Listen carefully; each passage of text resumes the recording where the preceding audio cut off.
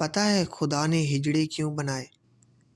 منڈا جمے آئے لاکھ لاکھ مبارکاں، ہائے میں قربان لمبی عمر والا ہوئے، بھاگ لگے رہیں خوشی مبارک جی۔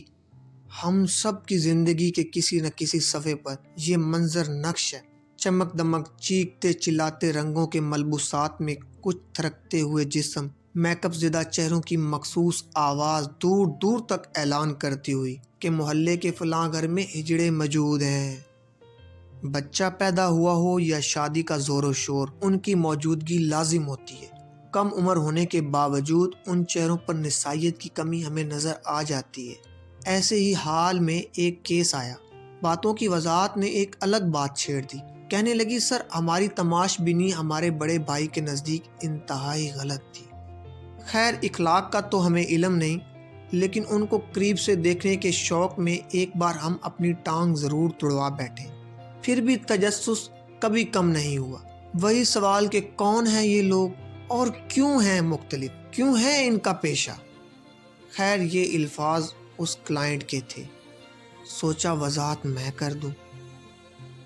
حالیہ برسوں میں ٹرانسجینڈر پہ بننے والی فلمز اور کہانیوں نے اس احساس موضوع کو معاشرے کے سامنے لانے کی کوشش کی ہے، لیکن سچ پوچھئے تو ابھی تک بہت سے سوالوں کا جواب یہ اکلوتا لفظ نہیں دے سکتا۔ ٹرانسجینڈر کے لغوی معنی یہ ہیں کہ کسی بھی انسان کی جینڈر شناخت جو پیدائش کے وقت اسے الاٹ کی گئی، وہ انسان اس سے متفق نہیں اور دنیا میں کسی بھی اور کو اس کے خیال، سوچ، مرضی سے اختلاف کا حق نہیں۔ مثال کے طور پہ آج اگر کوئی خاتون یہ کہہ دیں کہ وہ نہیں جس کا ٹھپا دنیا انہیں لگا چکی ہے، وہ محسوس کرتی ہیں کہ وہ مس ایکس کی بجائے مسٹر ایکس ہیں، تو اس زمین پر کسی مائی کے لال کو یہ حق حاصل نہیں کہ ان کے پاجامے میں جھانک کر انہیں چیلنج کرے اور ثبوت مانگے۔ مس ایکس کی زندگی، ان کی ذات، شناخت اور خواہش پہ صرف انہی کا حق ہے۔ مس ایکس ظاہری خلیہ تبدیل کرے یا نہ کرے، ڈاکٹروں کے پاس جا کر جسم میں تبدیلیاں کروائے یا نہ کروائے، یہ سب اس کی مرضی۔ اسے ٹرانس مین کہلانے کا حق اس کے ذہن نے دیا، ذہن کی سمجھائی ہوئی ایک ایسی راہ جیسی اور سب فیصلوں میں ذہن سمجھاتا ہے۔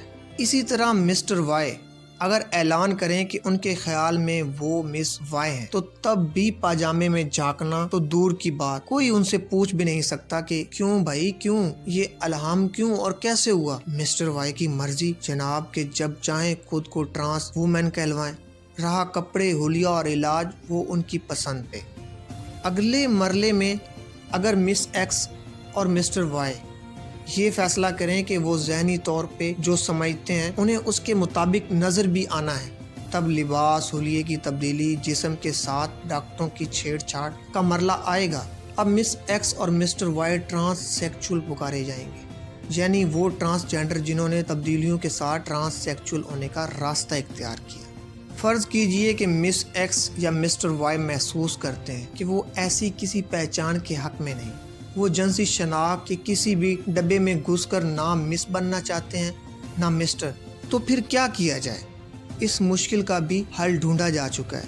ایسے سب لوگ جو اپنے آپ کو جینڈر کی لکیر میں کھڑا نہیں کرنا چاہتے، وہ دے پکارے جائیں گے۔ معنی جینڈر شناخت نہ رکھنے والے لوگ اس صورتحال میں بھی حلیہ، لباس یا پاجامے کے اندر کا معاملہ ان کا ذاتی ہے، ایسے لوگوں کو نان بائنری کہا جاتا ہے۔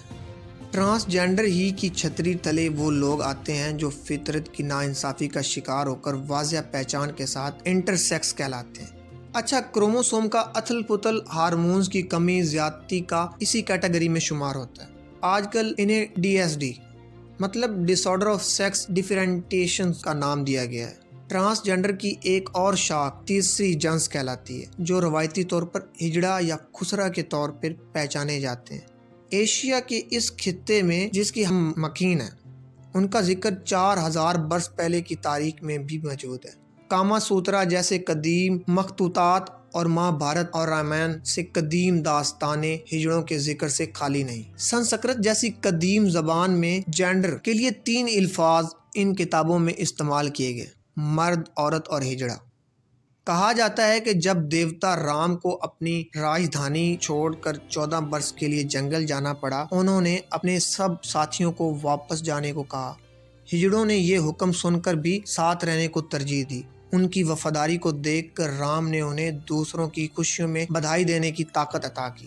گانے، ناچنے اور مبارک دینے کی وہی روایت نہ صرف آج بھی قائم ہے بلکہ ہجڑوں کو دھتکارنا آج بھی کچھ لوگوں کے نزدیک اچھا نہیں سمجھا جاتا کہ انہیں یہ کام دیوی دیوتاؤں کی طرف سے سونپا گیا ہے۔ ہندو میتھولوجی میں ہجڑوں کا ذکر کچھ اور جگہوں پہ بھی آیا ہے۔ مہا بھارت میں شیو کھانڈی نام کا کردار پہلے مرد اور پھر عورت کے روپ میں جنم لیتا ہے۔ دیوتا کرشنا کا کرب کی وجہ سے اسے اہم سمجھا جاتا ہے۔ ہندوؤں کے ایک بھگوان شیو کے متعلق قیاس کیا جاتا ہے کہ اپنی بیوی پاروتی کے ساتھ مل کر اس نے اردھا ناری کے روپ میں جنم لیا، جس میں مرد عورت دونوں کے صفات شامل تھے۔ دیوی بہو چارا ماتا کو ہجڑوں کی سرپرست آلہ مانا جاتا ہے۔ مغل حکمرانوں کے دور میں ہجڑوں کو دربار میں خاص مقام حاصل رہا۔ ان ہجڑوں یا خواجہ سرا میں وہ مرد بھی شامل تھے جو پیدائشی طور پہ مرد پیدا ہوتے تھے، لیکن آپریشن کے ذریعے عضو تناسل اور خصیے کاٹ کر انہیں نامرد بنا دیا جاتا تھا۔ ان کا کام حرم کی حفاظت اور ملکہ کی خدمت ہوتا تھا۔ ضرورت پڑنے پر یہ لوگ ملکہ یا بادشاہ کے رازدار وفادار ساتھی ثابت ہوتے تھے۔ نامرد بنانے کے عمل کو آختہ کہا جاتا ہے۔ اروندھتی رائے کے ناول میں اسی طریقے سے آفتاب کا عضو تناسل نکال دیا گیا اور وجینا چھوڑ دی گئی۔